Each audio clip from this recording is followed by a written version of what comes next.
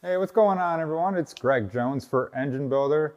Today we're in our own Babcox Media garage studio. I'm joined by John Hollendonner. And this right here behind us is his 1971 Challenger with a 440 cubic inch Mopar engine. It's our Engine of the Week.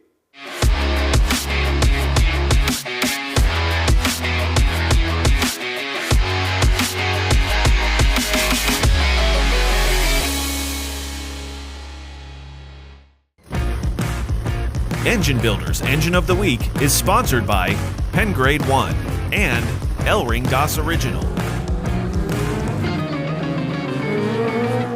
John, pleasure to meet you. Yeah, nice meeting you. Appreciate you coming in today and bringing this awesome Challenger with you. So we'd love to know more about it. I understand you've owned it for a while, and it's a 71, so it's got some history behind it, as well as some stuff that you ended up doing to the Mopar here. So tell us a little bit about it. What made you even want to get it to begin with? Sure. Well, when I was 21 years old, I couldn't afford a $3,000 car. Yeah. And I've always wanted one. And this is my toy of the lifetime. Nice. So in 2008, I started looking for one and ended up buying it through eBay. Okay. And it was originally a Florida car, and I believe he raced it, and that'll come in a minute. But it ended up in Minnesota, and so I took a look at it and took a magnet to it to see if it was in good shape, and sure enough, it was. Yeah. Except for the cowl, which is totally rusted out, and a small spot in the back. When my restorer built it or rebuilt it, it was very clean, and. I went to DCI Motorsports in Randolph, Ohio, Don Johnston, and he did a great job redoing the engine and repainting the car. Yeah, no, the color is beautiful. And you were telling me before we had the cameras going that it's a custom color and everything. That's absolutely very, very cool. It was originally plum crazy, and I like purple, but I like this a whole lot better. Yeah, you're crazy for the plum, right? Awesome. You got it. Yeah. So John, so this was in Florida, made its way to Minnesota, and now you've got it here in Ohio. Right. Now tell us a little bit about the engine, because I understand it used to be a 318. It was a 318, yeah. It was a manual shift car with a Hertz shifter and the standard tranny. And so the 318 was pulled out. It was an Imperial 440 that was put into this car. When I picked it up, it was running on 2 cylinders. Oh, wow. So I had to drive it about 5 miles, and that was quite an experience. I'm sure. I'm sure. And sat in my garage for about 3 years, and then I contacted Don, and he said, yeah, bring it in, we're going to redo the engine. So basically, everything on this engine is new except for the crankshaft and the short block. And so he did quite a bit with it. Yeah. All right. So John, you were saying that stock this was 318 cubic inches, and when you took it to DCI, you guys agreed to go up to 440 cubic inches, which that's awesome. What else did Don at DCI do to it? Yeah.